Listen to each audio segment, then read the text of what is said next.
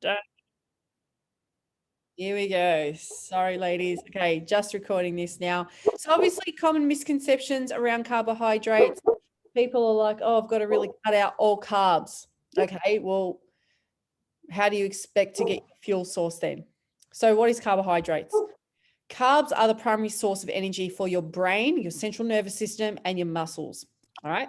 So it is also the preferred energy source of resistance training. So for people that are into their ketogenic diets, generally don't get as much energy availability when they're performing weight training. So if you're a person that does weight training, for me, I did keto a couple of years ago for 2 weeks, and I just found myself to be very fatigued, and it just didn't agree with me. So I prefer to eat a very balanced diet of protein, carbs, and fats. Long term, I think eating high fat just can't be too great for you, but that's I'm one person with one opinion. So that's my take on that. So there are carbohydrates. There are simple carbohydrates, which obviously create a quick spike in blood sugar. And examples of this are fruits, dairy, cookies, and sweetened drinks. So for people that are diabetics, for example, you know, a dietitian might say, if you feel like you're getting a drop in your blood sugars, go for like a can of Coke or something like that. So I would probably encourage someone to have a piece of fruit, but obviously it's getting it up there as quickly as possible. A sweetened drink is going to do it.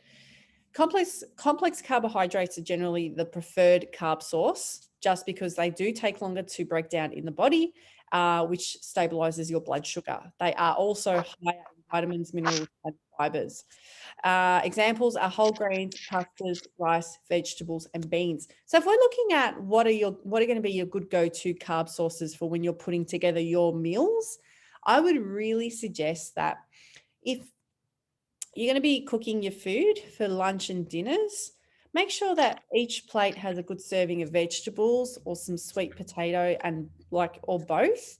You just can't go wrong because you can fill your plate with these as much as you want. They're low in calorie and you're going to get a lot of vitamins out of that. You're going to feel full, but you're going to be full on the right things. Once you start having like too much pasta or too much whole grains, you know, that's where you can sort of lead into that sort of water retention.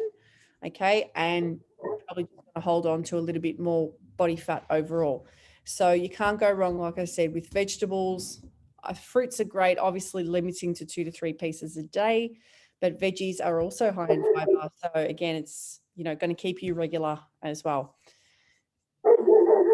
Carbohydrates should make up at least 45 to 65% of our total calories per day. Now, we will kind of break down the scientific sort of calculation around how we as coaches put together macros. So it'd be interesting education for you girls today. Now, protein provides the building blocks of our muscles, our hormones, and also helps build bone, repair tissue, and is also a secondary source of energy. So this is why, especially for females have an excellent way of metabolizing protein. So we hold on to protein better than what men do, which is great. So men tend to break protein down a lot quicker than what we do. So it's also very important that the protein sources that you ladies do go for are of a quality source. So if you're looking at meats, for example, try and go for a more, I guess, a higher caliber of protein, just because the way our body is designed, we're going to soak it up a lot more and hold on to it a lot more. Okay, so protein slows down digestion and keeps blood sugars stable. So the more protein we have in our diet, the more satiated we actually feel. Satiated meaning we feel a lot fuller for longer. Examples of proteins, we have red meat, chicken, fish, eggs, beans, and Greek yogurt, just to name a few. And protein should make up about 10 to 35% of our total daily calories. Then we move on to fats, which is also a misunderstood macronutrient.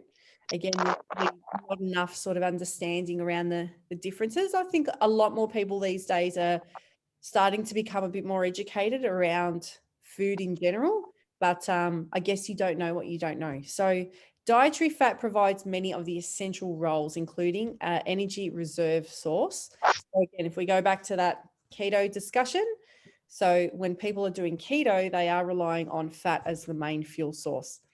It does protect our organs. It's a great source of fat-soluble vitamins such as A, D, E, and K.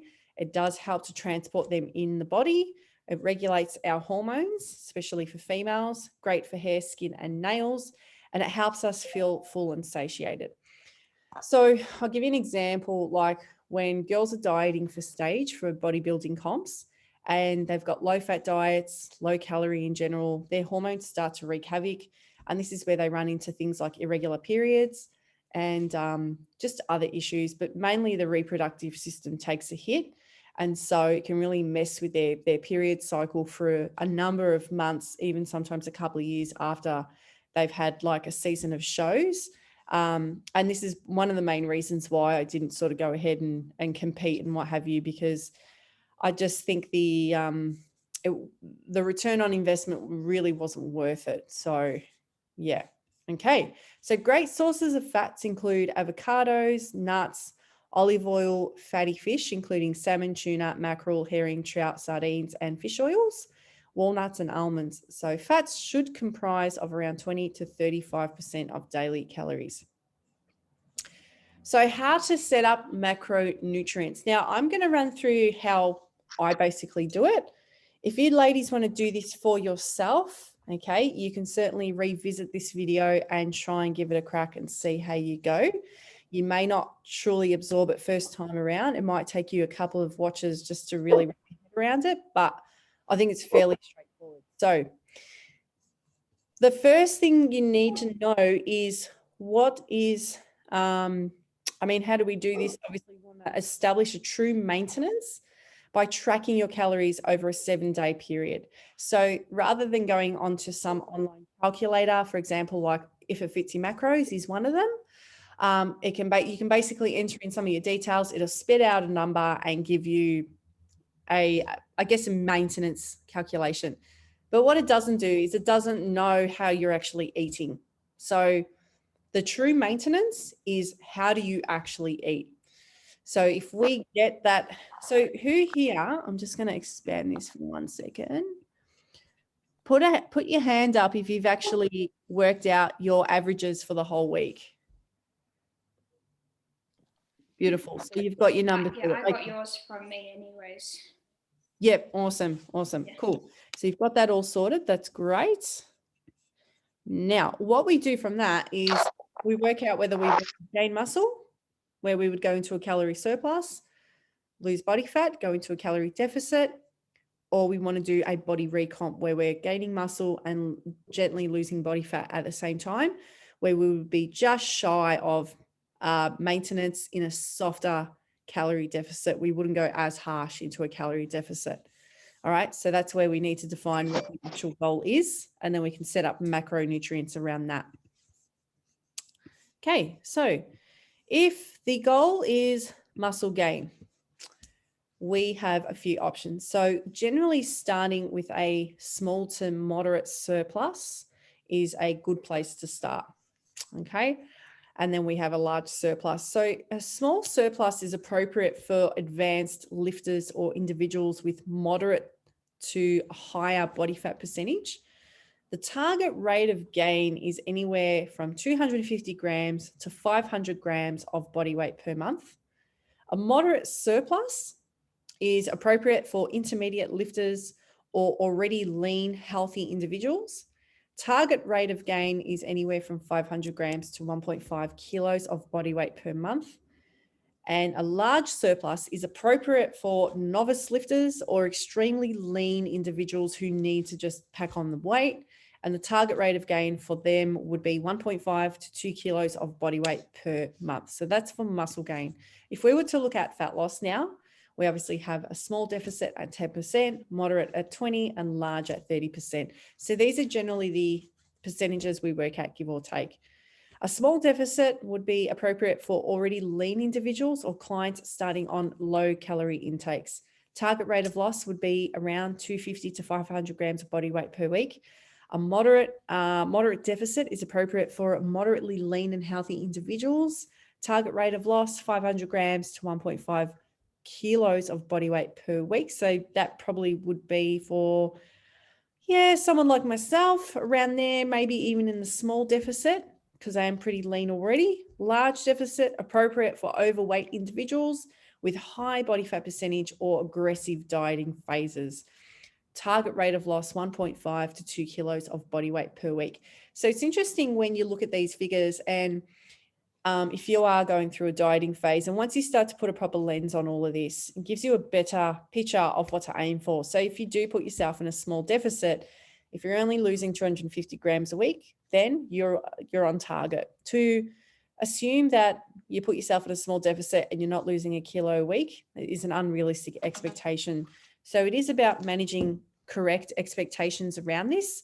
And this is why when you manage the numbers more effectively, you can manage the outcomes and also what to expect along the way.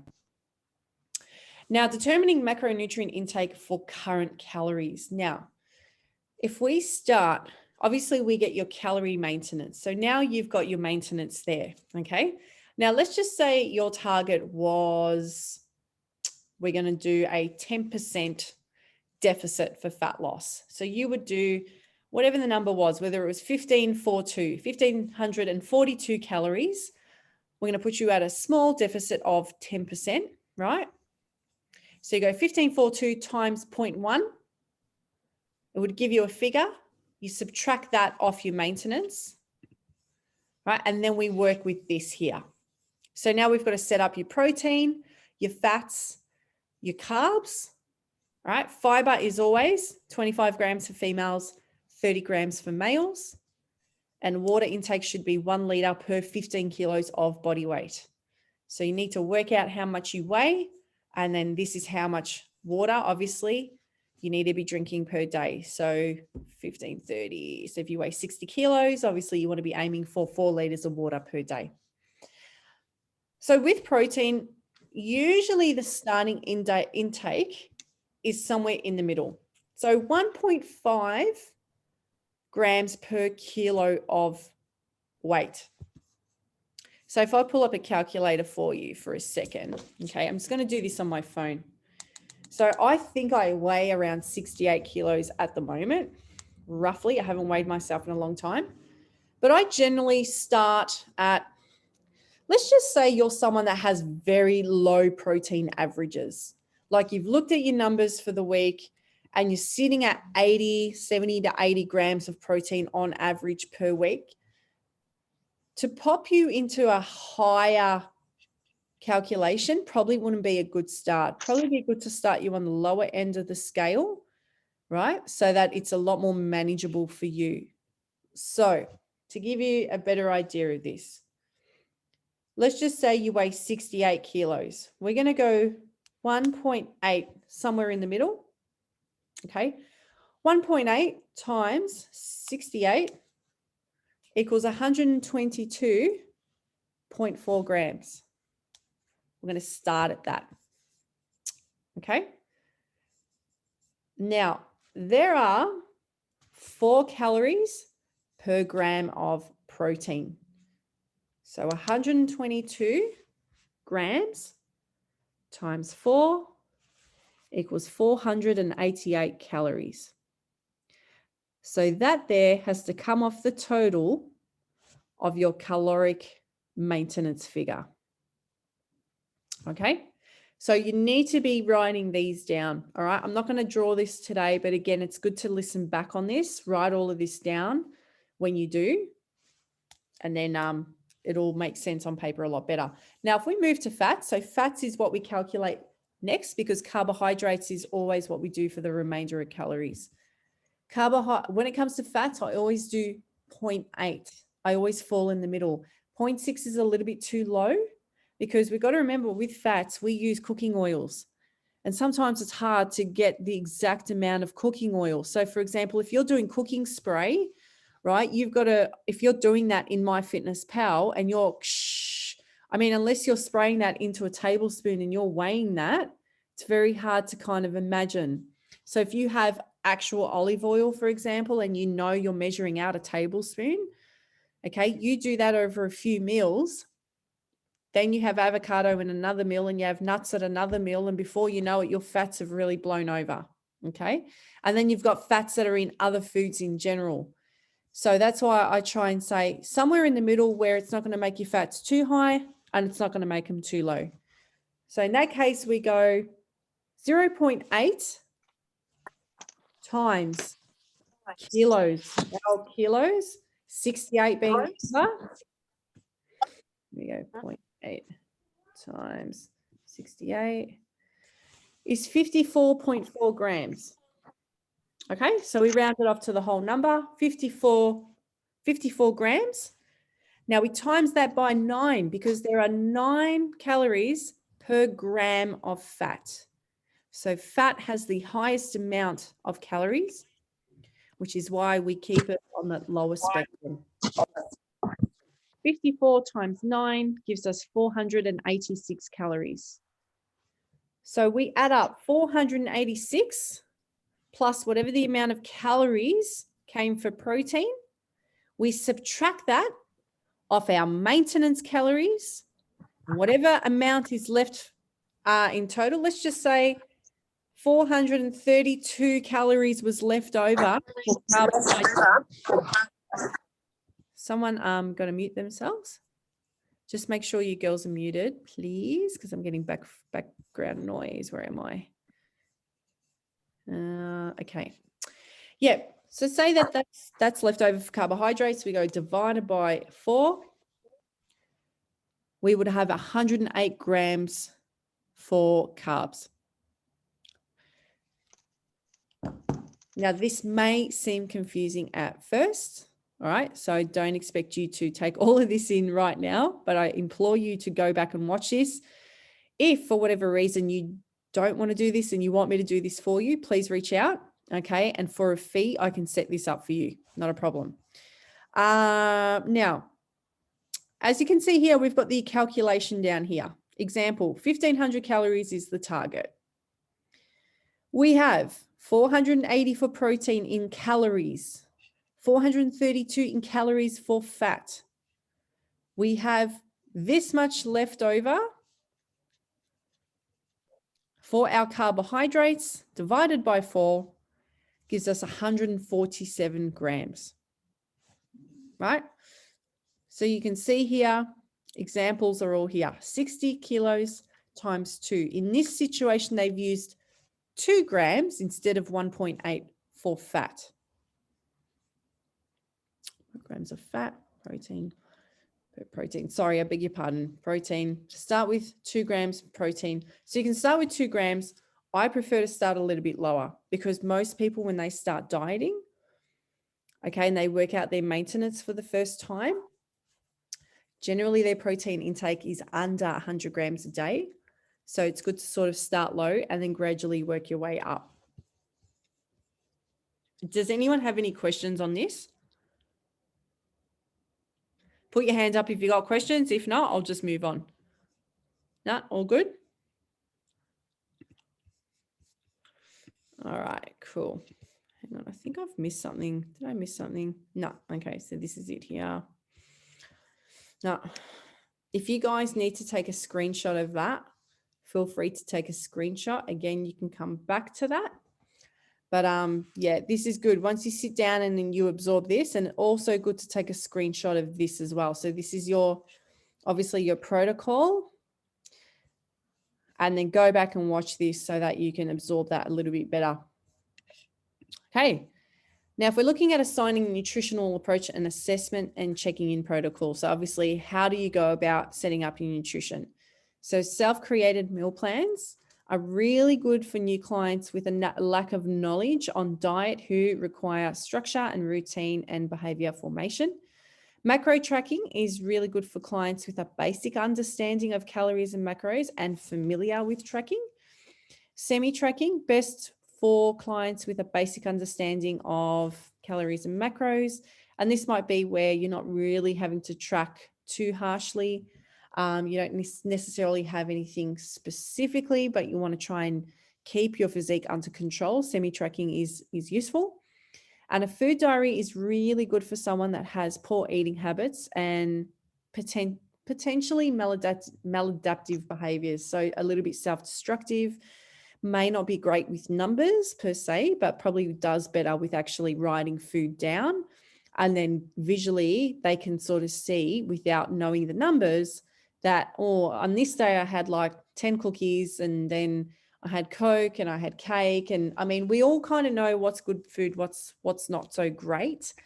But the thing I want you guys to know is that there's no magic in certain foods. All right. So this is why I like to educate everyone on the different foods available for every macronutrient, different proteins, different carbs, and different fats. Now, if my memory serves me correctly, I'm pretty sure that we have the spreadsheet in there in the group, which gives you a shopping list of all the different food groups. Okay. If you refer back to that, you should be able to get a better idea on how to actually create your meal plans. So to make it really, really easy for you, if we do have that spreadsheet there, and if we don't, let me know and I'll upload it in there. If you literally picked out one carb, one fat, and one protein, and you built every meal around that list, all right, just pick one from each macronutrient and have that for every meal, you won't even need to track your food generally. All right. And that's to make it really easy. If you want to get better results, like if you really want to control the outcome, then track your food for a period of time so that you can get better at eyeballing things and keeping your weight under control for a lot longer. And it creates better discipline over the long term. So that's pretty much it. So that is a basic introduction to macronutrients. I hope I didn't confuse you all too much. I don't expect you all to really remember that or master that. Please go back and watch this because I will pop this up online and bring it back into the group. But does anyone have any questions? Unmute yourselves if you want to. Any questions? No, if no one has questions, maybe just unmute yourselves and we'll have a quick chat about how everyone's weeks went overall. I have to say I'm a little confused about everything you just said. Yeah, no, that's fine. Totally fine. I don't blame you for feeling confused. If you go back and kind of watch it a few times, I remember when I was learning this as a coach, I had to watch it a few times to really wrap my head around it. So the aim is trying to find out the balance of each macronutrient on a daily basis for results. Yeah. So where it gets a little confusing, Fiona, is what you're kind of starting out with. So like, how much was your average protein intake for the week? 104. That's not too bad. That's actually not too bad. So in that case, what I'd probably do with yourself, do you know how much you weigh? Because you have to know how much you weigh to be able to calculate this. Have you weighed yourself? Yeah, I have. Yeah. Do you mind if we use you as an example and I can give you a number? Yeah. 69. 69. And if we do that times 2, it's probably a bit too high. It's 138. So if we went 1.8 to be reasonable, okay, to fall in that middle spectrum, times 69, that's 124.2. So it's not too far off what you're starting at, but, you know, 1.5, for example, times 69 is kind of where you're at the moment. Yeah. Do you understand? So to give that's like a maintenance. That's kind of like base level of being able to hold on to muscle. So we want to try and get you higher than that. But sitting around there is, you know, you're still in that kind of range. But if we want to get you to grow muscle and stay fuller and do all the good things that protein does, we want to try and get you to eat more protein over time. Okay. Yeah. Did you understand the fats side of it? Not really. No. All right. So your fats average, how much did that come to? That came to, for the week? Yeah. 56. 56. Yeah. So that's a pretty good average. So I'll use your body weight again. And we'll do 0.8 to fit in the middle. So 0.8 times 69, because that's how much you weigh. So it spits out 55. So you're pretty much on par for that. Okay. So how it says per kilo, it's pretty much saying times. Okay. And then we've got the remainder for carbohydrates, which is really easy. So once you work out how much grams in each one, so this you would times that by 4 to get the calories. Fats, you would times it by 9 to get the calories. You would subtract both of these from the total calories for the day. You would get the remainder calories for carbohydrates, divide that by 4 because there's 4 calories per gram of carbohydrate, and then you would get a calculation for the carbohydrates. So with fats, you times by 5. Fats, you times by 9 to get the total calories intake. Yeah. So if we go back to this example here, 9 calories per gram of fat. Yep. Right. Generally starting with 0.8, so that middle figure. 60 kilos times 0.8 gives us 48 grams per day. Timesing that by 9 gives us 432. Right, so you add 1 and 2 together. Subtract that of 1,500 calories. Gives us 588 calories. Divide that by 4 because there's 4 calories per gram of carb. Gives us 147 grams of carbs. Once you dissect this and understand this is how you set up your macronutrients. Again, if you want to just do it through me, I can set it up for you, right? But that's pretty much it. So yeah, so I'll post this back in the group. Don't stress if you don't understand it just first shot, and then we'll go from there. Otherwise, writing a food diary is really good. It just gets you into good practice of being accountable to how you're currently eating as well. So we'll just do a little bit of a round table. So I guess I'll start with you, Fiona. How's the week been overall? Eating, exercise, everything like that?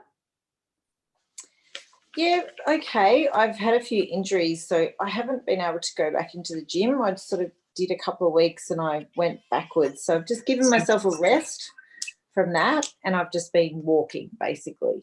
Beach walking every day, but making sure I move my body every day. Yep. Okay, cool. Are your injuries all under control? Yeah. I just could feel myself going backwards, and I just can't do that. Yeah, no, fair enough. All right. So my little goal also was not to have wine during the week. First week I was amazing. Yes. Second week, not so much. Yep. So I'm back on track. What do you think you can do better next time? Be less social. I think you can still be social. I think you could still very much be social. I think you need to learn to say no to 5 wines and maybe have 2 wines or something like that. So the problem is that people get FOMO and they have this fear of missing out. But you can still very much be part of the party. You've just got to find alternatives, whether it's a non-alcoholic beverage that still may taste like alcohol or something like that.